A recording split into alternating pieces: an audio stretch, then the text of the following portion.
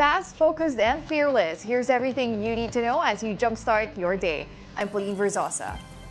It's now day 3 of the hunt for Kingdom of Jesus Christ, or KOJC leader, Pastor Apollo Kibuloy. The church's members are still attempting to block the police from finding the fugitive pastor in their compound. The police used tear gas and long-range acoustic devices against the members of the church who were conducting a vigil prayer last night. Some KOJC members were reportedly injured from the incident. Before this, a church member died of a heart attack during the police raid in the KOJC compound. The Davao City Police urged KOJC members to let them search and arrest Kibuloy. Sana wala nang resistance in the sense na nag-usap na si RD and Attorney Turion kahapon sa madaling araw na pwede kaming mag-search sa loob. So, iwasan na lang po natin yung pag-resist para mas madali po yung trabaho namin. Meanwhile, Kibuloy's ally, Vice President Sara Duterte, called out the police for their supposedly gross abuse of power in taking over the KOJC compound. She said the raid led to harassment of religious worshippers, abuse of minors, and unnecessary death. VP Sara also asked for forgiveness from KOJC for urging them to vote for President Bongbong Marcos in the 2022 national elections. Meanwhile, dismissed Bamban Tarlac Mayor Alice Guo is possibly seeking political asylum in Southeast Asia. The Presidential Anti-Organized Crime Commission, or PAOC, reported that Guo might head to the infamous Golden Triangle. They claim that her family has a gambling business in Cambodia. PAOC discounted the possibility of Guo going to China due to her alleged involvement in pogo operations. So far, they believe she is still hiding in Indonesia. Dahil may pera ka, kaka-interest sila sa'yo, babayaran mo yung political asylum mo. Pero kung sa China, definitely hindi siya makakapunta. A Bureau of Immigration spokesperson, Dana Sandoval, says Alice Guo is probably still in Indonesia. And here's an excerpt from her interview on The Big Story. There was apparently a ticket, Cebu Pacific ticket. I think it was dated August 15 or August 14, that says that she is flying in from Singapore to Manila.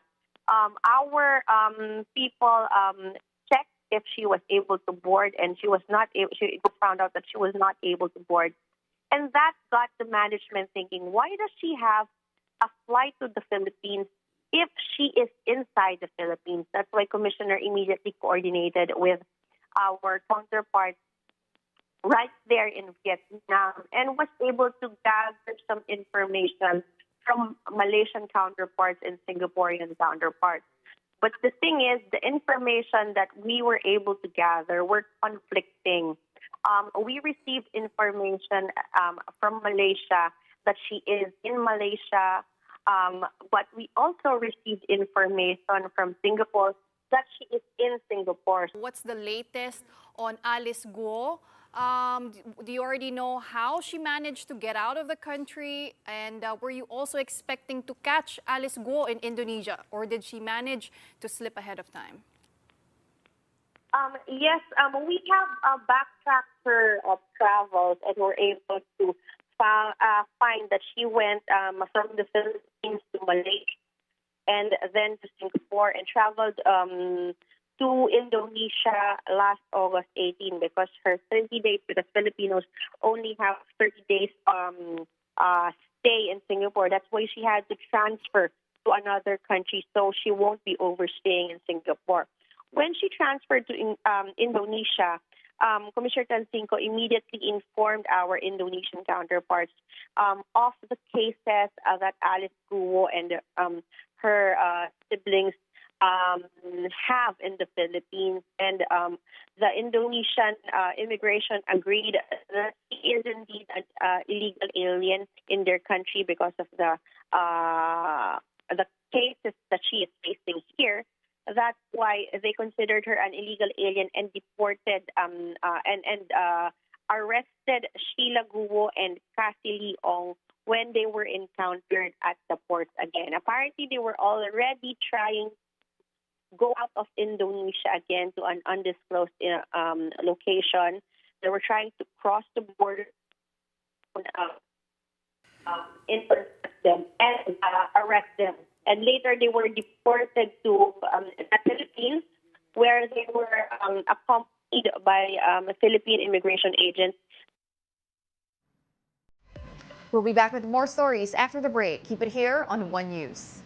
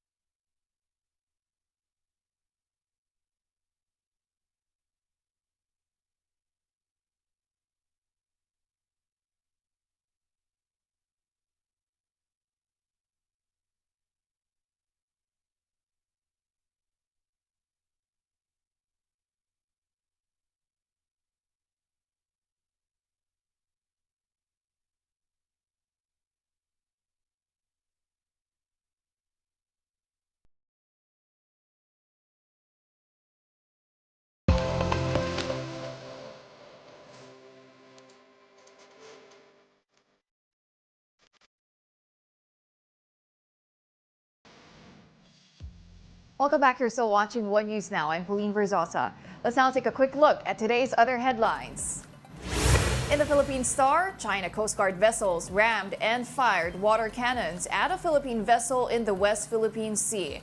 Datu Sanday, a ship operated by the BFAR, was on its way to Escoda Shoal for a humanitarian mission to resupply Filipino fishermen with diesel, food, and medical supplies. And in business world, the U.S. Federal Reserve's latest signals of policy easing may give the Bangko Sentral more confidence to continue its own rate cut cycle. Jonathan Ravelas of Reyes Tacandong and Company says a cut in December is likely if Philippine inflation continues to trend lower.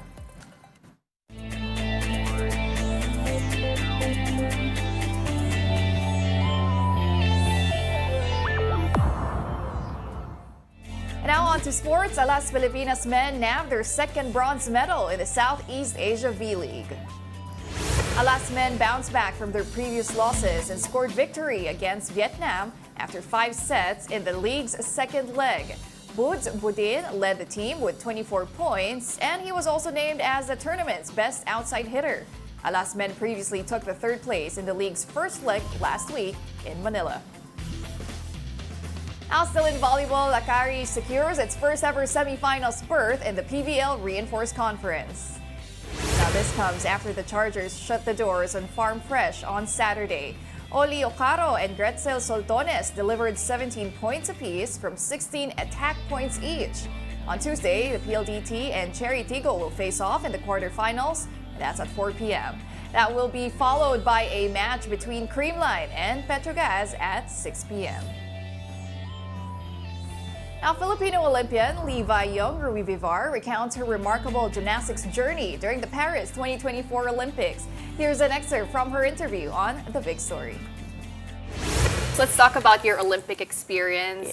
You're 18 years old, but you already made your debut in the Paris Olympics. Talk about the whole journey, the whole experience. Oh, it was such a whirlwind, honestly. Like, I've been training in gymnastics since I was 18 months old.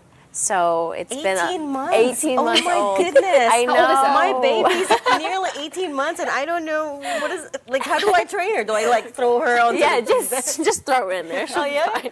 Yeah, my They're parents pretty like, had so malleable. much energy. It was like hanging off of furniture and all that. So they just were like, just try sport. And it happened to be gymnastics and I stuck with it.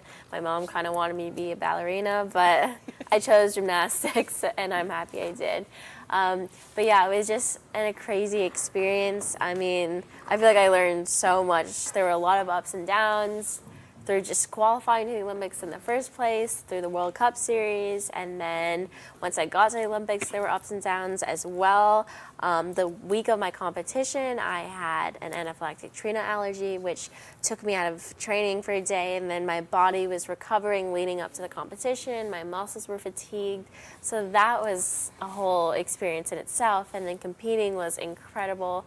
I just remember like walking out there and seeing the crowd and seeing everyone, and seeing that Filipino flag in the crowd was really inspiring and just made me so happy. And then being in the Olympic Village with other incredible athletes and being around our delegation, it was just amazing. Well, you're the youngest among all of our delegation. You just met the president of the Philippines. Have you met the president before? No, I have not. That's a lot of firsts for you. It is a lot of firsts. It was such an honor, and I'm just so grateful that him and his office invited me to come meet with him, and I'm just like so blessed that I got to talk to him, and like I was like so nervous. I didn't know what to say, but he was so welcoming, and I really could feel his support for all of the athletes, not just us. And he really took his time to like talk to us and tell us about how like excited he was that we were supporting, the Philippines, and that he was rooting for us the whole time, and that, even other Asian countries were rooting for us as well. So it was really Did he nice know to hear anything from him. about gymnastics? Did he know anything about gymnastics? I mean, I don't know if he knows technical terms, but he was keeping up with our stories. And those are the top stories of the hour. Join us later at 9 a.m. as we continue to monitor the day's biggest stories. I'm Pauline Verzosa. We are One News.